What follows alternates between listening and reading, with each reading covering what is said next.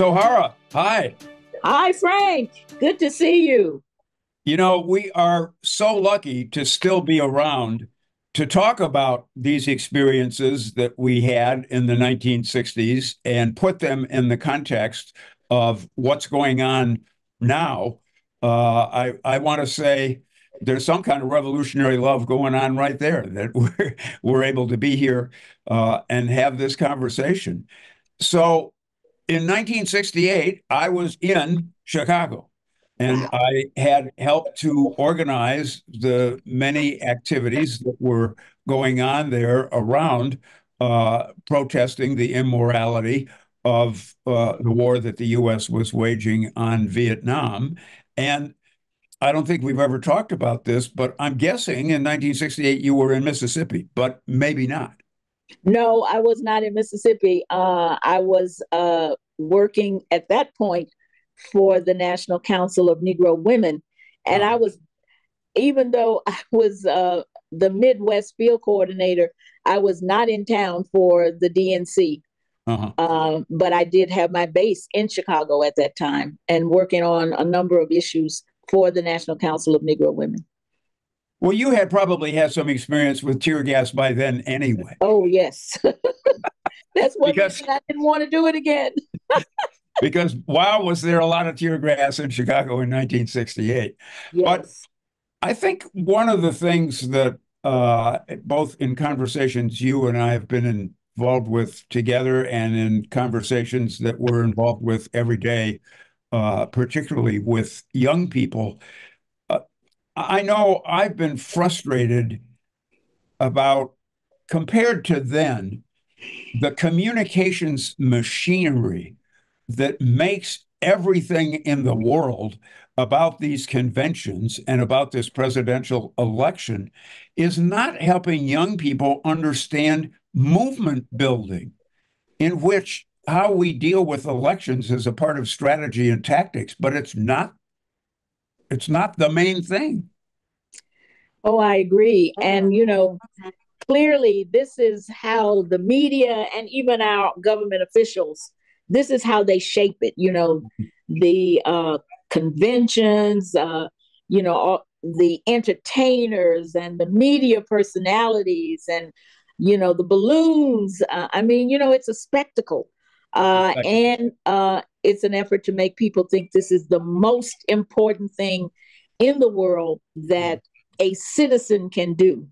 And I think, and I'm so grateful that the young people that I'm involved with in the struggle to end the genocide in Gaza are very clear that, the encampments on campus, the marches, the going before the city council and the county commissioners demanding that they, call for ceasefire and more importantly, divest from all of the investments they now have that support the war machinery. They are clear that this is more important than who's in the White House. And As isn't it we did. also the case that everything we were doing, and those of us who were activists in the 60s, uh, were busy on so many fronts and so creative, but there was something that we were clear about, that this notion of this immersion, this relentless effort to convince people, especially young people, that there is no alternative, the acronym TINA. There are alternatives, but those alternatives require having some moral clarity. Yes. And we did have that with regard to the war on Vietnam at the time. And certainly young people and the uncommitted activists and so on have that now. But wow, is the effort to bury that, to divert attention from that, to diminish its significance. It's it's annoying. Yeah, it's really beyond, you know, it's outrageous. One of my favorite words that you hear me always saying in our meetings and consultations. No, the lack of morality in our government and our government officials. And I'm so grateful that we have so many of our young people, but not only our young people, Mhm. the majority of Democratic and Republican voters want this genocide, for example, in Gaza to end. Yes. And yet the elected officials are ignoring this. And in the case of the Democrats, actually putting the election in jeopardy for refusing to do the moral thing to do. I mean, so, politics outweighs morality.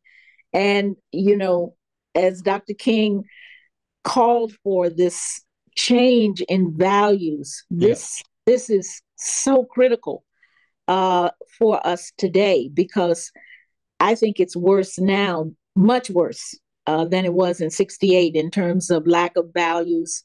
The military industrial complex uh, controls so much more than it did even in 68 when Dr. King called us to this revolutionary love and this change in the value structure dominating our country.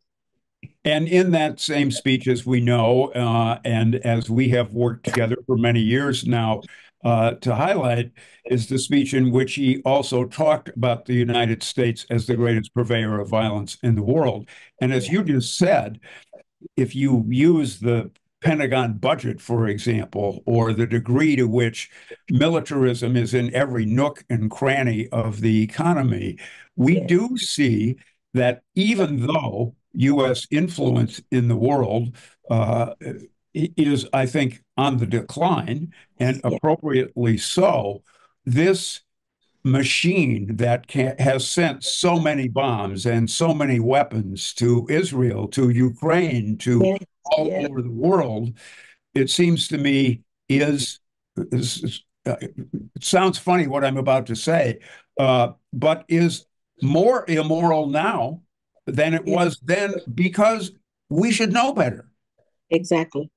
And we should know that it's not working. Exactly. I mean that, the more money of our tax dollars being poured into the Pentagon budget, and the United States hasn't won a war since what, World War II. I mean, and it's like you keep doing the same things and you don't change a thing. Exactly. It's insanity. And yet we, the people, who are not for this. I mean, when you talk to the average citizen and you tell them how much money we're spending every year on militarism, and everybody knows our infrastructure is crumbling, the number of homeless people is expanding exponentially, our public schools, often the buildings are crumbling. I mean, how much money we're paying for health insurance. People clearly want our monies used for social needs. They don't want the United States to run the world. Right. I mean, it's only an elite who want the United States to be the hegemon and are willing to strip our country's budgets to pay for that. And we have to continue in our education and organizing work, along with our young organizers, to change this. To me, this is still what we're about after all these years, 60 years, this is what we're still committed to doing.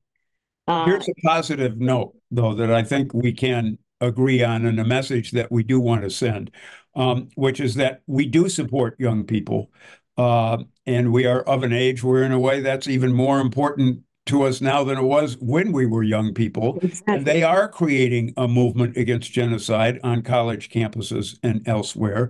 And I just saw an article today, which is ironic, but the military is having more and more trouble all the time finding recruits. Yes. And I think that goes to your point that this is not what young people are about. These are not the values that young people want to lift up and organize their lives around any more than we did at the time. So I, for one, want to make a personal pledge here, and I know the National Council of Elders has an excellent statement in support of young people on campuses. I, for one, am pledging to be there in these struggles going forward as campuses come back into session here in the fall. I too. I mean, I'm already planning with the young people at the University of Florida, where I live, for the first encampment, and trying to get the legal help and all the things that they will need, because our administration has made it clear that they are not willing to let that happen again. So we're already organizing, and I'm so grateful to still be able to be a part of the organizing for this ongoing resistance to the genocide, to the militarism, and we are committed to doing it in a spirit of love. Revolutionary love can save us now. Yes. This was great. Thanks, Zora. Thank you, Always Frank. great to talk with you. Peace. Peace.